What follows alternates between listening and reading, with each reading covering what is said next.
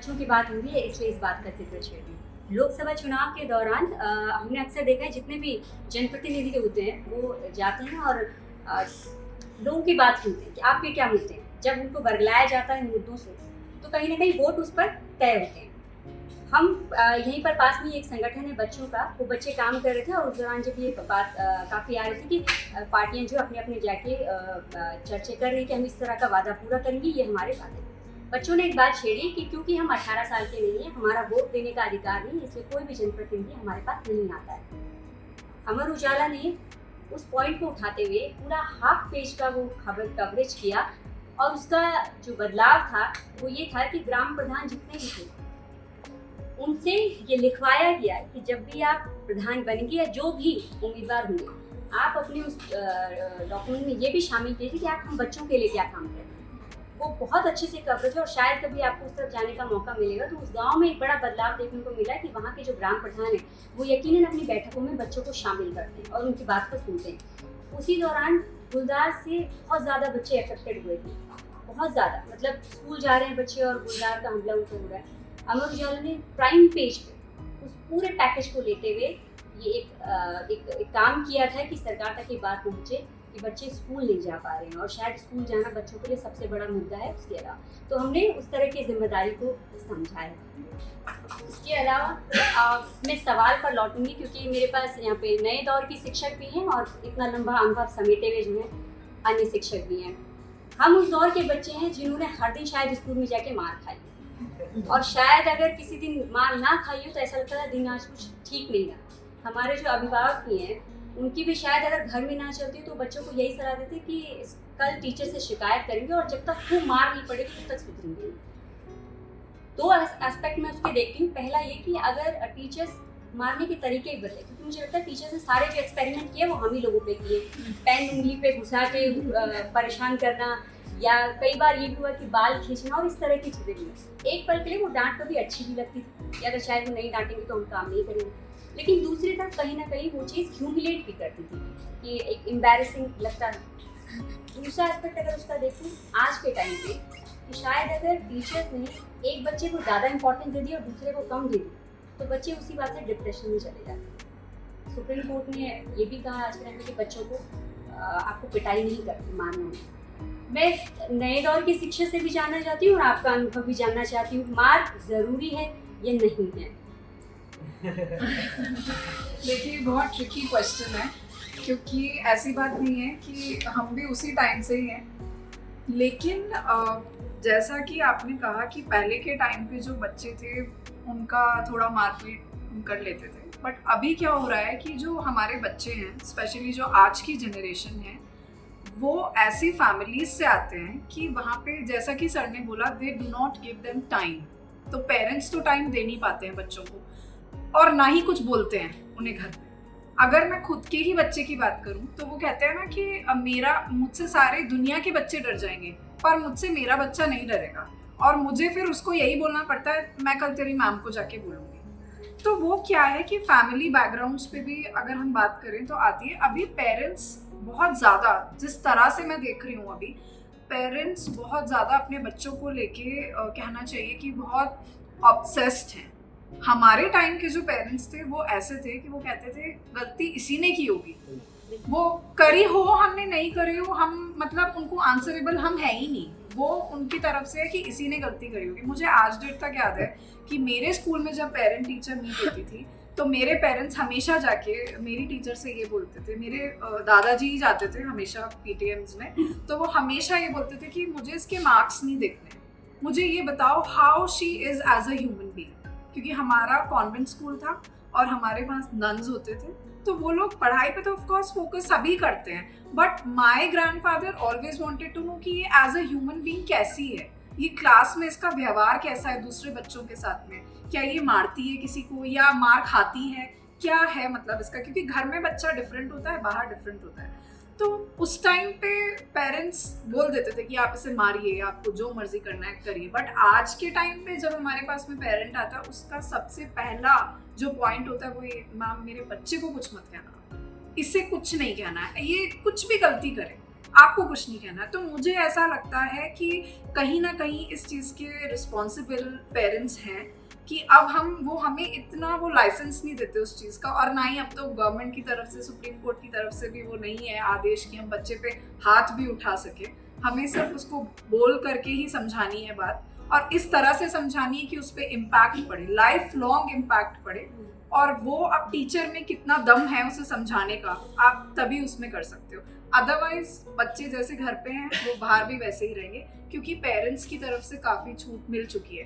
Parents time नहीं दे पाते हैं, लेकिन वो ये भी नहीं जानना चाहते हैं कि बच्चा एक्चुअली में कैसा है। अगर मैं थोड़ा सा ये कहूँ कि नहीं मैम, मैं अपनी जिम्मेदारी मानती हूँ कि हाँ I am a working women, but अगर मैं अपने बच्चे के टीचर को ये बोल सकूँ कि आप प्लीज इस पर थोड़ा सा ध्यान दीजिए, अगर ये गलती करती है या करता है तो आप मुझे बायस होके मत बताइए, आप मुझे एग्जैक्टली वही बताइए जो है। और फिर हम क्योंकि हमें बच्चे पे काम करना है, हमें ये नहीं देखना है कि मेरा स्टेटस क्या होगा, मेरे बच्चे को मार दिया उसकी क्या रिस्पेक्ट रह जाएगी। We have to make that child responsible person.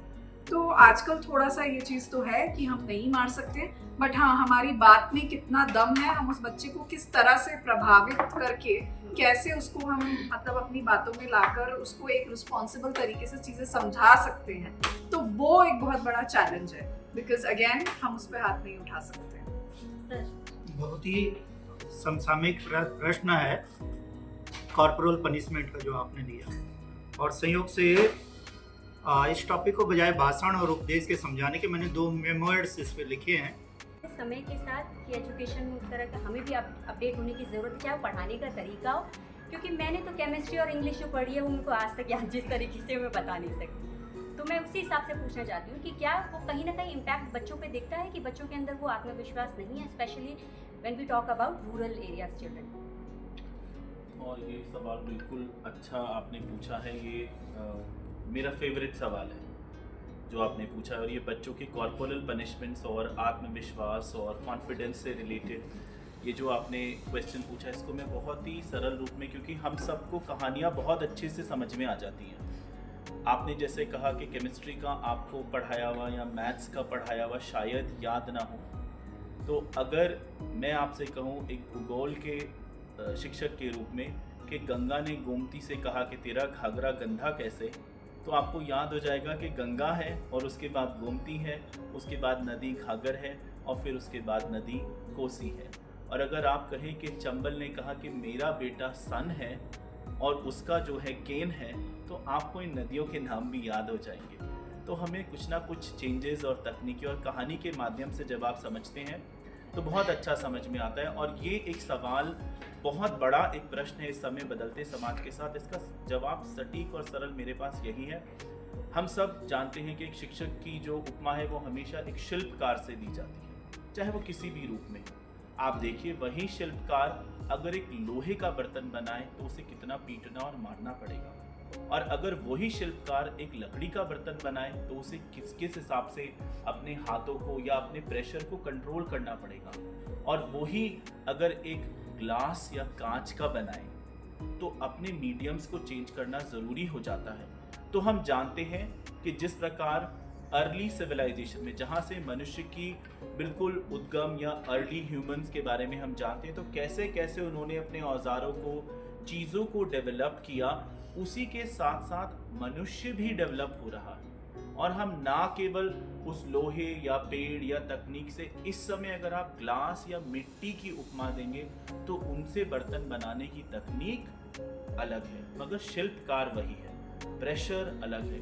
वही गोल्ड स्मिथ जो सुनार है, उसको गहने के लिए हीरे के साथ अलग अलग मीडियम, किसी को तपाना पड़ता है, किसी को मध्यम आंच में गीला करना पड़ता है या पानी में डुबाना पड़ता है, किसी का टेम्परेचर बढ़ा के काम होता है, किसी का गिरा के काम होता है। तो ये तकनीक को अगर शिक्षक समझ जाएंगे, जैसा कि सर ने कहा, यस में नो, नो में यस, अगर ये टेक्निक और अपने स्किल को वो डेवलप कर लेंगे तो वो बच्चों को आराम से शेप कर पाएंगे।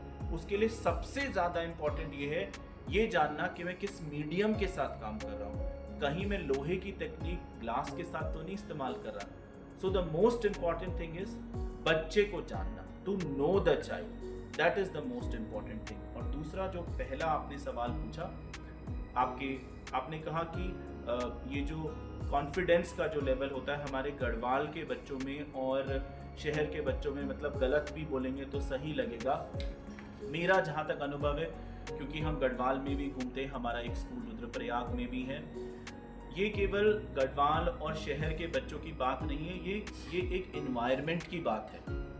ये एक एनवायरनमेंट की बात है। शुरू से ही बच्चे ने जब अपनी शुरुआत उस परिवार में करी और वहाँ परिवार में ही उसको एक्सेप्टेंस और इम्पोर्टेंस नहीं मिली, तो वहीं से डर शुरू हो जाता है। तो ये किसी एक विशेष क्षेत्र से रिलेटेड नहीं है, बल्कि ये बच्चे के एनवायरनमेंट से रिलेटेड है। और जब हम सब शिक्षक अपने बीएड एजुकेशन को करते हैं तो वहाँ सिखाया जाता है that environment plays a very important role in the education of the child. अगर आप उस बच्चे का एनवायरनमेंट चेंज कर दें तो बच्चा तुरंत बदल जाएगा, क्योंकि वो बच्चा 2 और 2 8 इसलिए बोल रहा है, उसकी हर एक गलती को भी सेलिब्रेट किया गया होगा और उसके अंदर उसके साथ लड़ने के लिए या उसकी गलतियों में उसके माता पिता जो आज के समावेश में है उनको एक कवरिंग चाहिए, बॉडीगार्ड की तरह उसके साथ रहेंगे। इसलिए 2 और 2 8 भी वो कॉन्फिडेंटली बोल पा रहा है, और बाहर वो माँ बाप ने कहा होगा कि तू 2 और 2 4 भी बोल रहा है तो तू गलत ही बोल रहा है, ये भी तू गलत ही बोल रहा है ना, मैं तेरा कपाल फोड़ दूं इन बार।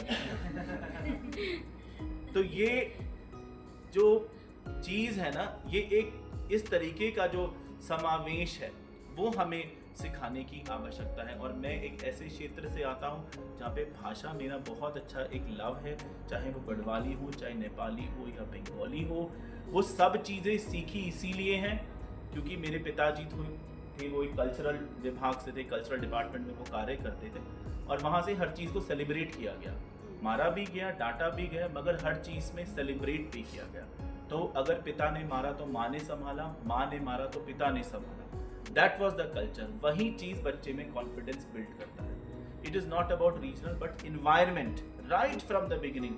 जब से बच्चा उस माँ के कोख में आता है तब से इन्वायरमेंट शुरू हो जाता है, किस इन्वायरमेंट में वो रहती है, उसके आसपास के लोग उसके साथ किस प्रकार के व्यवहार को कर रहे हैं, या जब बच्चा होने के बाद वो बच्चा जब बोलने वाला नहीं है उसके साथ उसकी माँ के साथ क्या व्यवहार किया जा रहा है, वो बच्चा बहुत ज़्यादा परसीव करता है, और वो परसीव करके उसका इफेक्ट सबसे ज़्यादा आता है। तो everything is inter related and I hope that you will agree to this. ये इन्वायरमेंट है जो डिफरेंस क्रिएट करता है, कोई क्षेत्र नहीं, कोई विद्यालय नहीं, कोई विभाग नहीं, बल्कि ये इन्वायरमेंट है जो हम घर से देना शुरू करते हैं।